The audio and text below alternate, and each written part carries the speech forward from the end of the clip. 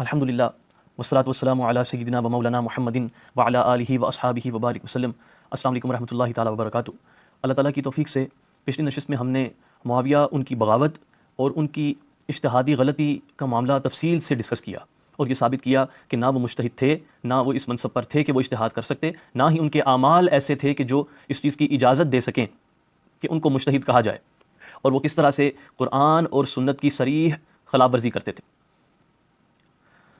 اب ہم باقاعدہ فضائل معاویہ اور مناقب معاویہ کے موضوع کو شروع کرتے ہیں۔ تو فضائل معاویہ میں جو احادیث وارد ہوئی ہیں ان کو لینے سے پہلے میں چاہوں گا کہ جو فاؤنڈیشنز ہیں اس کو کلیئر کر لیا جائے۔ تو فضائل معاویہ کو میں آخر میں لے کر آؤں گا۔ ابھی آج صرف ان قرآن کی آیات اور احادیث کو دیکھتے ہیں کہ جن کے بارے میں یہ کہا جاتا ہے کہ یہ جنرل ہیں، تمام صحابہ کے بارے میں ہیں، تو جس نے بھی نبی صلی اللہ علیہ وسلم کو ایک مرتبہ دیکھ لیا یہ اس کے اوپر لاگو ہوتی ہیں، وہ اس کا مصداق ہیں۔ ان فضائل میں وہ لوگ بھی شامل ہیں، اور دیکھتے ہیں کہ کس طرح سے ان آیات کو ایکسپلائٹ کیا جاتا ہے۔ پھر ہم انہی آیات کو قرآن کی کچھ دوسری آیات سے بھی کمپیئر کریں گے کہ اگر ان کو ماننا ہے تو ان کا کیوں انکار کیا جاتا ہے۔ تو شروع کرتے ہیں۔ سب سے پہلے فضائل صحابہ میں ایک قرآن مجید کی آیت مبارکہ سورہ آل عمران آیت نمبر 110 پیش کی جاتی ہے کہ اللہ سبحانہ وتعالیٰ فرماتے ہیں اعوذ باللہ من الشیطان الرجیم کنتم خیر امۃ اخرجت للناس تأمرون بالمعروف وتنہون عن المنکر،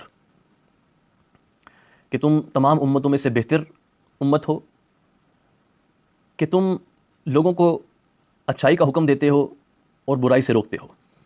اس آیت کے بارے میں کہا جاتا ہے کہ یہ تمام صحابہ کرام کے بارے میں ہے۔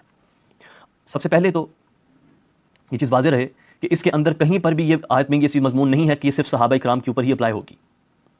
یہ آیت بالکل عام ہے، اور جن لوگوں نے اس کو صحابہ پر اپلائی کیا ہے ان کی انڈرسٹینڈنگ بھی دیکھ لیجئے۔ امام ابن عبد البر الاستیاب میں فرماتے ہیں، سیدنا عبداللہ بن عباس رضی اللہ تعالیٰ عنہما کا قول نقل کرتے ہیں اس آیت مبارکہ کی تفسیر میں کہ آپ نے فرمایا کہ کنتم خیر امۃ اخرجت للناس، یہ جو آیت مبارکہ ہے یہ کون لوگ ہیں؟ ہم الذین ہاجروا مع محمد صلی اللہ علیہ وآلہ وسلم، یہ وہ لوگ ہیں جنہوں نے نبی صلی اللہ علیہ وآلہ وسلم کے ساتھ ہجرت فرمائی۔ تو عبداللہ بن عباس رضی اللہ تعالیٰ کے مطابق یہ عام نہیں ہے، بلکہ یہ خاص ان مہاجرین صحابہ کے لیے ہے جنہوں نے نبی صلی اللہ علیہ وآلہ وسلم کے ساتھ ہجرت فرمائی۔ تو اس کو آپ عام نہیں کر سکتے۔ وہ لوگ جو بالکل آخر وقت پہ جا کے اسلام لے کر آئے، جن کا جو ہے نام طلقاء میں سے آتا ہے، ان لوگوں کو اس آیت میں شامل نہیں کر سکتے۔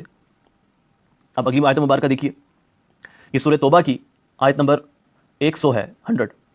اللہ سبحانہ وتعالیٰ فرماتے ہیں اعوذ باللہ من الشیطان الرجیم والسابقون الاولون من المہاجرین والانصار والذین تبعوہم باحسان رضی اللہ عنہم ورضوا عنہ، کہ اور سابقون الاولون جو ہیں مہاجرین اور انصار میں سے، سابقون الاولون، اور وہ لوگ والذین تبعوہم باحسان، جو احسان میں جن لوگوں نے ان کی پیروی کی، سابقون الاولون کی، تو اللہ سبحانہ تعالیٰ کے بارے میں فرماتے ہیں کہ وہ اللہ سے راضی ہو گئے اور اللہ ان سے راضی ہو گیا۔ یہ آیت مبارکہ جس میں رضی اللہ تعالیٰ عنہ کا لفظ استعمال کیا جاتا ہے، یہ فریز جو ہم صحابہ کرام کے ساتھ بولتے ہیں، اللہ سبحانہ و تعالیٰ نے یہ فریز خاص سابقون الاولون من المہاجرین والانصار اور احسان پر ان کی اتباع کرنے والے جو لوگ ہیں صرف ان کے لیے استعمال فرمایا ہے، جنرل نہیں ہے یہ کہ آپ ہر کسی کے ساتھ رضی اللہ تعالیٰ عنہ لگا دیں۔ اور ہمیں پتہ ہے کہ معاویہ جو تھے یہ کسی بھی طرح سے راہ احسان پر نہیں تھے، جس طرح کہ ان کے کارنامے تھے۔ اگر کسی کو شک ہے تو وہ تاریخ کھول کے پڑھ لے۔ اسی طرح سے ایک اور آیت مبارکہ منشن کی جاتی ہے کہ اللہ سبحانہ وتعالیٰ نے فرمایا اعوذ باللہ من الشیطان الرجیم لقد رضی اللہ عن المؤمنین اذ یبایعونک تحت الشجرہ، اللہ تعالیٰ ان سے راضی ہو گیا ان مومنین سے جنہوں نے شجرہ کے تحت آپ سے بیعت فرمائی۔ اس آیت مبارکہ کے اندر بھی اللہ سبحانہ وتعالیٰ نے رضی اللہ تعالیٰ عنہ صرف ان خاص لوگوں کے لیے فرمایا ہے کہ جو بیعت رضوان میں شامل تھے۔ معاویہ کا دور دور تک ان میں نام نہیں آتا جو بیعت رضوان والے لوگ تھے، اس لیے یہ جو رضی اللہ تعالیٰ عنہ اللہ نے یہاں پر فرمایا ہے یہ اس کے اندر معاویہ شامل نہیں ہوتے، یہ بھی خاص ہے، سب صحابہ پہ اپلائی نہیں ہوتی۔ اسی طرح سے سورۃ الحشر کی آیت مبارکہ ہے کہ اللہ سبحانہ وتعالیٰ فرماتے ہیں للفقراء المہاجرین الذین اخرجوا من دیارہم واموالہم یبتغون فضلا من اللہ ورضوانا الی آخر الآیہ۔ مال فے کا مسئلہ ڈسکس کرتے ہوئے کہ اس میں ان فقراء مہاجرین کا بھی حصہ ہے جنہوں نے اپنے گھر بار کو چھوڑ دیا اللہ تعالیٰ کی رضا کے لیے اور نبی صلی اللہ علیہ وسلم کی مدد فرمانے کے لیے۔ اور پھر یہاں تک کہ فرماتے ہیں کہ پھر وہ لوگ جو بعد میں ان کو فالو کرتے ہیں ان کو بھی اس میں سے حصہ ملے گا، اور ان کی نشانی کیا ہے؟ وہ کہتے ہیں والذین جاءوا من بعدہم، اور وہ جو ان کے بعد آئے وہ کہتے ہیں یقولون ربنا اغفر لنا ولاخواننا الذین سبقونا بالایمان، کہ اے اللہ ان لوگوں کو بخش دے جو ہمارے بھائی تھے، جو پہلے ایمان پر جن کی ڈیتھ ہو چکی ہے، اور ہمارے دلوں میں غل نہ ڈال، زنگ نہ ڈال دے ہمارے دلوں پہ، اور بے شک تو رؤوف الرحیم ہے۔ اب یہ جو آیت مبارکہ ہے کہ ان لوگوں کی وہ جو بعد میں آنے والے ہیں جو کہ اس کا مصداق بن سکتے ہیں، ان کی خاص نشانی بتائی گئی ہے کہ وہ لوگ تو ایسے ہیں جو پہلے والوں کے لیے دعائیں کرتے ہیں۔ اب ذرا اس کو معاویہ سے ذرا کمپیئر کریں۔ بھائی معاویہ تو وہ ہیں جو کہ لان تان کرتے ہیں، کرواتے ہیں، جیسا کہ پچھلی جو ہے نشست میں واضح کیا تھا کہ کم ان کے سامنے لان تان ہوتی تھی، اس کو روکتے نہیں تھے۔ انہوں نے شروع کروایا اس چیز کو، جس کو عمر بن عبدالعزیز نے آ کے ختم کروایا اس بدعت کو، لان تان والی۔ تو یہ تو اس آیت کا مصداق ہو ہی نہیں سکتے۔ پھر آگے ایک سورہ فتح کی بڑی مشہور آیت مبارکہ کوٹ کی جاتی ہے، آیت نمبر 29 ہے کہ اللہ سبحانہ وتعالیٰ فرماتے ہیں اعوذ باللہ من الشیطان الرجیم محمد الرسول اللہ والذین معہ اشداء علی الکفار رحماء بینہم الی آخر الآیہ، کہ محمد صلی اللہ علیہ وآلہ وسلم اللہ تعالیٰ کے رسول ہیں، اور وہ جو آپ کے ساتھ ہیں ان کی نشانی کیا ہے؟ معہ اشداء علی الکفار، یہ کفار کے اوپر نہایت سخت ہیں، رحماء بینہم، اور آپس میں یہ بہت رحم دل ہیں، ایک دوسرے پہ رحم و شفقت کرنے والے ہیں۔ اب کفار پہ سخت ہیں اور آپس میں رحم کرنے والے ہیں، آپس میں رحم کرنے والے فریز پہ ذرا غور کیجئے، دور دور تک اس کا مصداق معاویہ نہیں بنتے۔ انہوں نے جو کیا، بسر سے جو کروایا، اور جو پورا جس طرح قتل و غارت چلتی رہی، صرف صفین کے میدان میں ہی نہیں بلکہ بعد میں بھی یزید کو جب انہوں نے اس تقرری کے لیے، اور پھر امام علی کے کنٹرول سے کئی علاقوں کو چھڑوانے کے لیے جو انہوں نے عام عوام کے اوپر قتل و غارت کے لیے لوگ چھوڑے تھے، ان کے قصے تو ویسے ہی کتابوں میں بھی چھپے ہوئے ہیں، لوگ بیان ہی نہیں کرتے۔ تو یہ تو کسی بھی طرح سے اس آیت کا مصداق نہیں بنتے۔ اسی طرح سے ایک اور آیت مبارکہ ہے سورہ توبہ، یہ آیت نمبر 117 ہے۔ اللہ سبحانہ تعالیٰ فرماتے ہیں اعوذ باللہ من الشیطان الرجیم لقد تاب اللہ علی النبی والمہاجرین والانصار الذین اتبعوہ فی ساعۃ العسرہ، کہ اللہ سبحانہ تعالیٰ ان کی توبہ کا اعلان فرماتے ہیں۔ کون؟ کہ جو مہاجرین اور انصار ہیں جنہوں نے سخت وقت میں نبی صلی اللہ علیہ وآلہ وسلم کا ساتھ دیا۔ تو اس کے اندر بھی دور دور تک جو ہے وہ معاویہ کا نام نہیں آتا اس آیت مبارکہ میں، کہ ان کو اس آیت مبارکہ میں ڈالا جا سکے۔ پھر ایک رہی سے ایک آیت مبارکہ ان کے پاس بچ جاتی ہے، وہ ہے سورۃ الحدید کی۔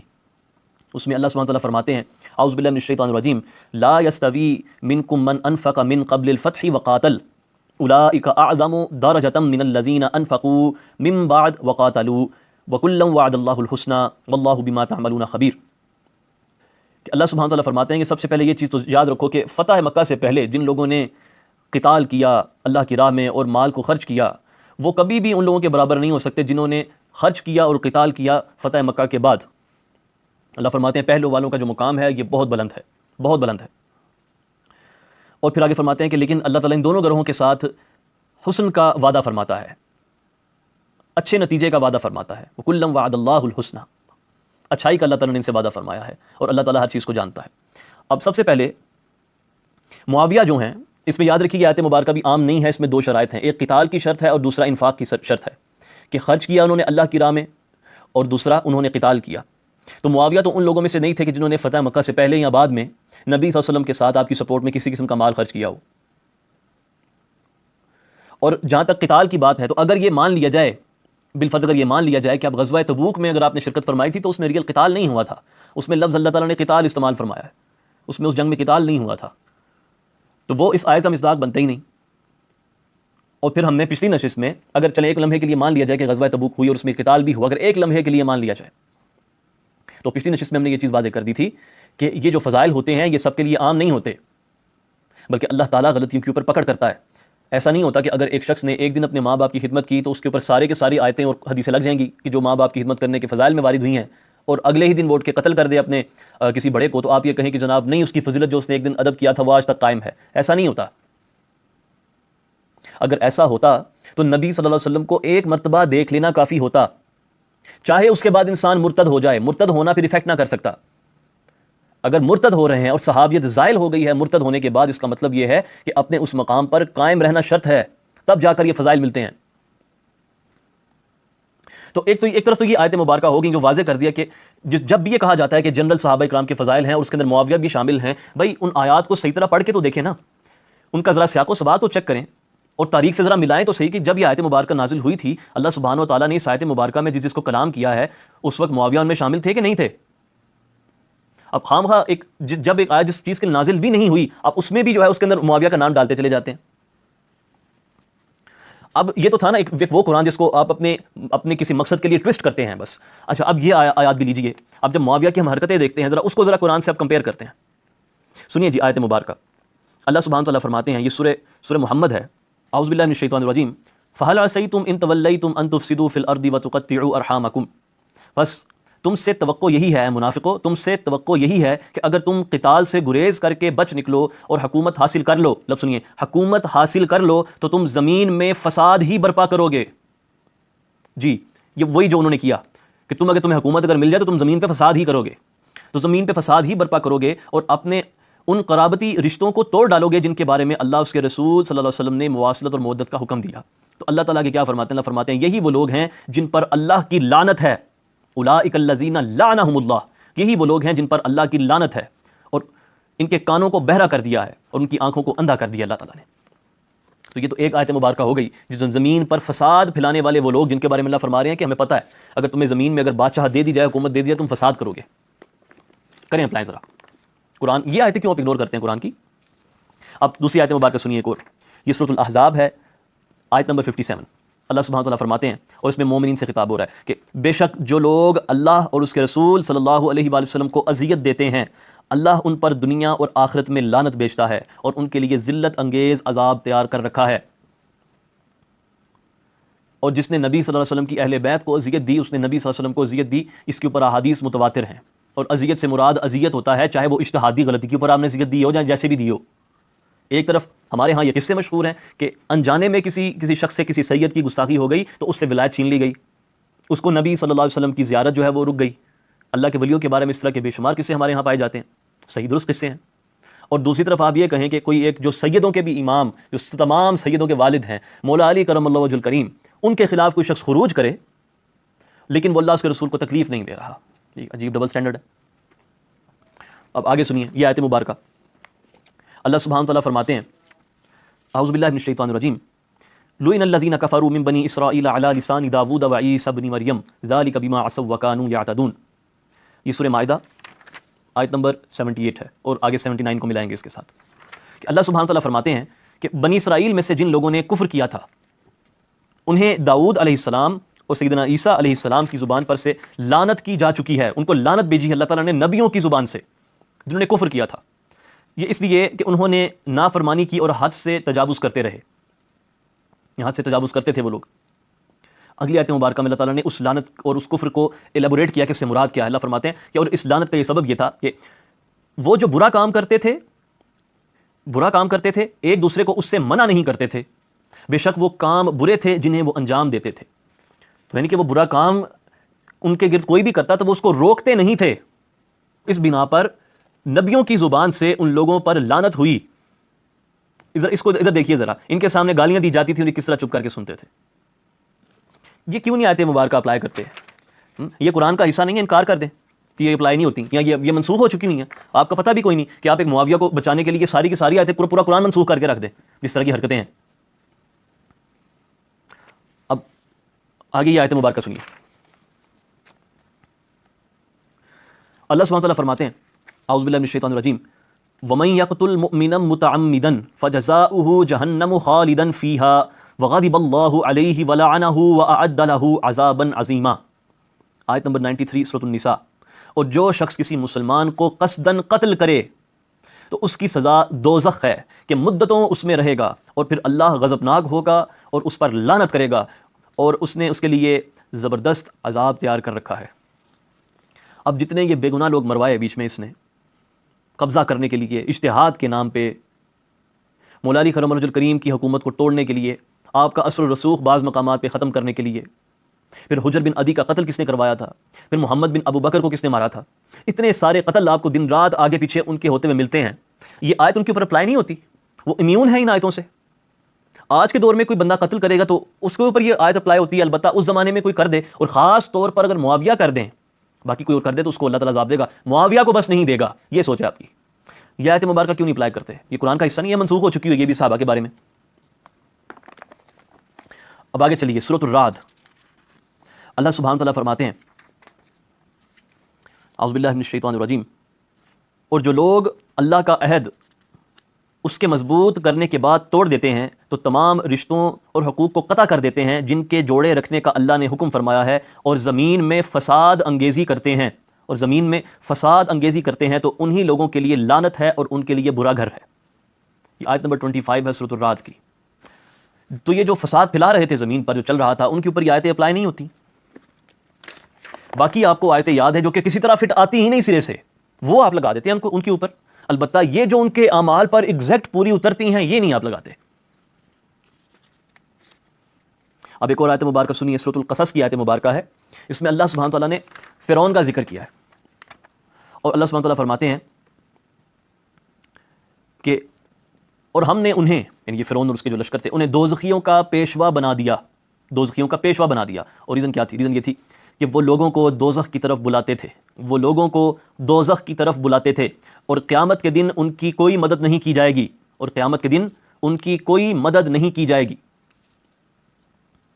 اس میں اللہ سبحانہ وتعالیٰ استعمال فرمایا یدعون الی النار، وہ لوگوں کو آگ کی طرف بلاتے ہیں، دوزخ کی طرف بلاتے ہیں۔ یہ وہی بات ہے جو نبی صلی اللہ علیہ وسلم نے حضرت عمار بن یاسر کو فرمائی تھی کہ اے عمار، تمہیں ایک باغی گروہ قتل کرے گا، تم ان کو جنت کی طرف بلاؤ گے، وہ تمہیں دوزخ کی طرف بلائیں گے۔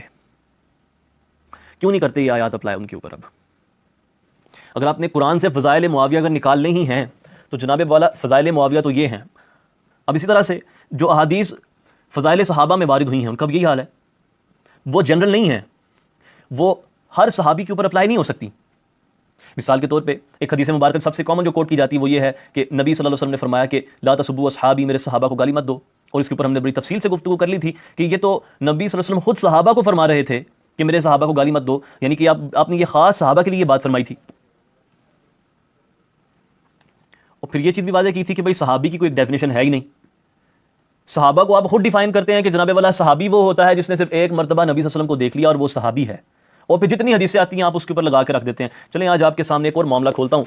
بھائی خوارج کے بارے میں تو سب کو پتہ ہے نا، خوارج کے بارے میں کہ نبی صلی اللہ علیہ وسلم نے کتنی سخت وعید فرمائی ہے ان کے لیے، اور کس کس طرح کے لفظ آپ نے استعمال، آپ نے فرمایا کہ خوارج جہنم کے کتے ہیں، وہم کلاب النار، ترمذی کے الفاظ ہیں یہ، اتنی سختی نبی صلی اللہ علیہ وسلم نے ان کے بارے میں فرمائی ہے۔ بھائی اور بعض یہ کہتے ہیں کہ نہیں بھائی صحابہ میں سے کوئی بھی ایسا نہیں تھا جس نے خوارج کا ساتھ دیا ہو، بھائی ایسا نہیں ہے۔ یہ نام ذرا نوٹ کر لیجیے، خود جا کے دیکھ لیجیے گا۔ ایک نام ہے زید بن حسین، یا زید بن حسن بھی پڑھا جاتا ہے، ان کو کہا جاتا ہے، اور یہ سواد کے ساتھ ہے دونوں، زید بن حسن یا حسین الطائی۔ امام ابن حجر نے ان کو صحابہ میں شمار کیا، الاصابہ میں، اور یہ اہل نہروان والوں میں سے شامل تھے۔ اسی طرح سے ایک نام حرقوس بن زہیر السعدی التمیمی کا آتا ہے، پھر عبداللہ بن وہب الرابسی الازدی، پھر شجرہ بن اوفا السلمی، عبداللہ بن شجرہ السلمی، پھر شریح بن اوفا، پھر سرملہ، یہ بنی حنزلہ سے ان کا تعلق تھا، پھر حرم بن عمر الانصاری، اور ابو عمر بن نوفل، اور عمیر بن الحارث۔ یہ چند ایک نام ہیں بھائی، اور اسی طرح سے الخریت یا خریت، خریت بن راشد السامی الناجی، یہ وہ لوگ ہیں جو خوارج میں شامل ہو گئے تھے، اور یقینی طور پہ فہرست اس سے کافی لمبی ہے۔ مجھے بتائیے کہ نبی صلی اللہ علیہ وسلم کی جو احادیث ہیں خوارج سے متعلق، وہ ان کے اوپر اپلائی ہوتی ہے کہ نہیں ہوتی؟ اب معاملہ یہاں تک نہیں ہے، بلکہ بعض صحابہ اکرام جو ہیں وہ کربلا میں بھی شامل تھے، یزید کی فوج میں تھے، اور صحابہ سے مراد میں وہ والے صحابہ لے رہا ہوں جو آپ کی ڈیفینیشن کے مطابق صحابی بنتے ہیں کہ جس نے ایک مرتبہ دیکھ لیا وہ صحابی ہے جناب۔ مثلا کثیر بن شہاب الحارثی کا نام آتا ہے، یزید کی فوج میں تھا امام حسین کے خلاف۔ پھر حجار بن ابجر العجلی، ابن حجر نے اس کو صحابہ میں شامل کیا ہے۔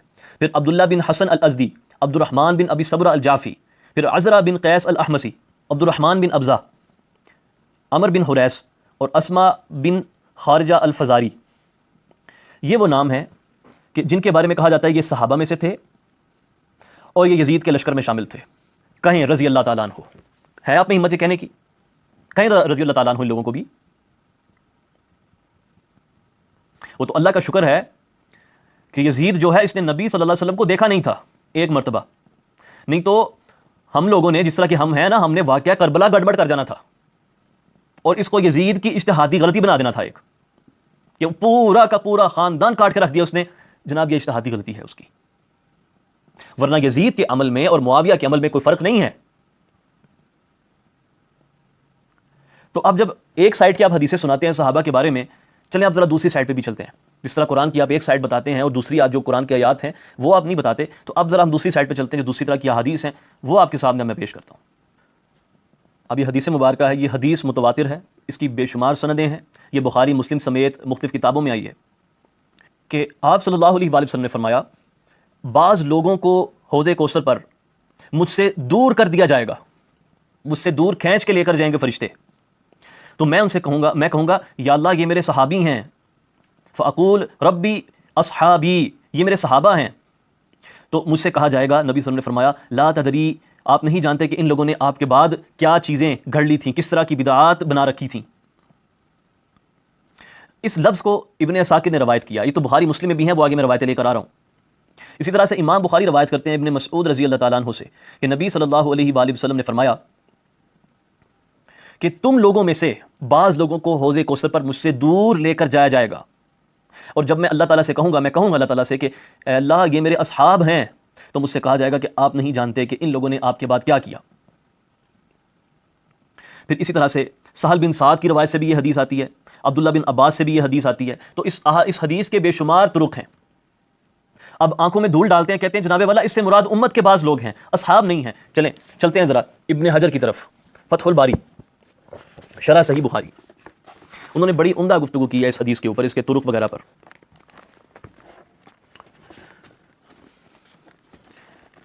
تو پہلا جو کہا جاتا ہے کہ نہیں، اس سے تو کہیں پر بھی نہیں پتہ چلتا کہ ان کو جہنم کی طرف لے کے جایا جائے گا، بس اس میں یہ اشارہ ہے کہ مجھ سے دور لے کر جایا جائے گا ان لوگوں کو۔ آپ عمدۃ القاری پڑھ لیں بدر الدین عینی کی، یا پھر یہ ہے ابن حجر اسقلانی کی فتح الباری، وہ لکھتے ہیں کہ مجھ سے دور لے کے جایا جائے گا یا پھر میری بائیں طرف ان کو لے کر جایا جائے گا، اس سے مراد ہے الی جہت النار، آگ کی طرف ان کو لے کر جایا جائے گا ان لوگوں کو۔ اور آگے فرماتے ہیں کہ اس کی صراحت ابو ہریرہ رضی اللہ تعالیٰ عنہ کی حدیث سے ہوتی ہے کہ جس کے اندر یہ لفظ ہیں اس حدیث کے کہ میں ان سے کہوں گا ان کو کہاں لے کر جا رہے ہیں، تو کہیں گے الی النار، ہم ان کو آگ کی طرف لے کر جا رہے ہیں۔ اور اسی طرح سے سہل کی حدیث کے الفاظ ہیں کہ میرے پاس چند ایسے لوگوں کو مجھ سے دور کیا جائے گا، مجھ سے بعض ایسے لوگوں کو دور کیا جائے گا کہ میں ان کو جانتا ہوں گا، تو پھر میرے اور ان کے درمیان ایک فاصلہ کریٹ کر دیا جائے گا۔ اور پھر آگے وہ شرح کرتے ہوئے لکھتے ہیں کہ بعض حدیث کے الفاظ یہ تک ہیں کہ فاقول سحقا سحقا، کہ میں کہوں گا دور دور لے جاؤ ان کو، پرے کر دو مجھ سے۔ اور طبرانی کے الفاظ یہ ہیں، طبرانی کی روایت میں، اور ابن حجر نے کہا کہ اس کی سند حسن ہے، اس کے الفاظ یہ ہیں کہ ان لوگوں کو مجھ سے کئی لوگوں کو دور کر دیا جائے گا، حوض کوثر پر سے ان لوگوں کو دور کر دیا جائے گا، کئی لوگ رجال ممن صاحبنی ورآنی، کہ وہ لوگ جنہوں نے میری صحبت بھی اختیار کی ہوئی تھی، جنہوں نے مجھے دیکھا بھی تھا، تو ان میں سے بعضوں کو مجھ سے دور کر دیا جائے گا۔ اور آپ اس میں لفظ منافق استعمال نہیں فرما رہے، منافق تو ویسے ہی قرآن میں اللہ سبحانہ وتعالیٰ نے فرما دیا کہ وہ فی الدرک الاسفل فی النار، وہ تو جہنم کے سب سے نچلے درجے میں ہوں گے، اس کے اوپر تو گفتگو ہی نہیں ہے نا، یہ منافقین کی بات نہیں ہو رہی۔ تو اس کے اوپر پھر ائمہ نے مختلف شروحات کی ہیں کہ اس سے مراد کیا ہے۔ اب اس طرف چلتے ہیں۔ بعضوں نے کہا ہے، اب ابن حجر لکھ رہے ہیں اس کے اندر مختلف شروحات انہوں نے اس کی مینشن کی ہیں کہ یہ وہ لوگ ہیں جنہوں نے ابوبکر صدیق رضی اللہ تعالیٰ عنہ کے زمانے میں جنہوں نے ارتداد کیا تھا، جو منکر ہو گئے تھے زکوٰۃ کے۔ اس کا جواب سنیے کہ جناب اگر کوئی زکوٰۃ دینے سے انکار کر دے، زکوٰۃ کا منکر ہو جائے، وہ تو مرتد ہے۔ البتہ اگر کوئی قرآن کے خلاف، سنت کے خلاف بیت المال سے اپنے لیے پیسے نکالے، اس کو آپ مجتہد سمجھتے ہیں، اس کے آپ اجتہاد کے قائل ہیں، بلکہ آپ اس کو ثواب بھی دیتے ہیں، یہ کس طرح کا ڈبل سٹینڈرڈ ہے؟ تو بعضوں نے کہا کہ اس سے مراد جو ہیں وہ لوگ ہیں جو مرتد ہو گئے تھے ابوبکر صدیق رضی اللہ عنہ کے زمانے میں۔ لیکن سب ایگری نہیں ہے اس شرح کے ساتھ، بعضوں نے یہ بھی لکھا ہے کہ اس سے مراد جو ہیں منافقین بھی ہو سکتے ہیں، یا پھر وہ لوگ جنہوں نے گناہ کبیرہ کیے، جو گناہ کبیرہ کے مرتکب ہوئے، وہ لوگ بھی مراد ہو سکتے ہیں آپ کے اصحاب میں سے۔ اور اس کے اوپر داؤدی کا ایک کمنٹ نقل کرتے ہیں ابن حجر کہ ہم یہ نہیں کہہ سکتے کہ اس کے اندر جو ہیں اصحاب الکبائر، یعنی جن سے کبیرہ گناہ سرزد ہوئے اور جو بدعتی تھے اصحاب میں سے، وہ لوگ نکل چکے ہیں، یہ ان کے اوپر بھی اپلائی ہوتی ہے۔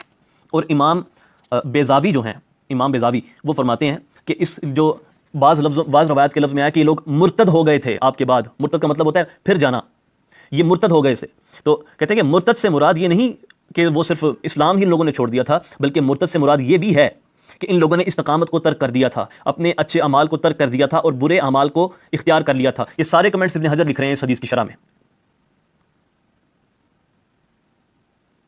اور اسی طرح سے ابو یعلا حسن سند کے ساتھ روایت کرتے ہیں ابو سعید رضی اللہ تعالیٰ عنہ سے کہ میں نے نبی صلی اللہ علیہ وسلم کو فرماتے ہوئے سنا کہ آپ نے فرمایا کہ اے لوگو، یا ایھا الناس، یہ الفاظ ہیں اس کے